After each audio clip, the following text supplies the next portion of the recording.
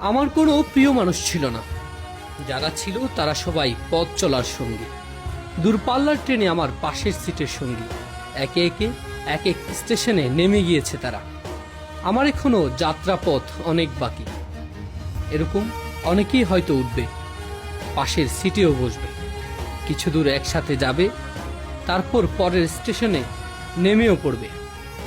তবুও ভালো থাকুক ভালোবাসার মানুষগুলো।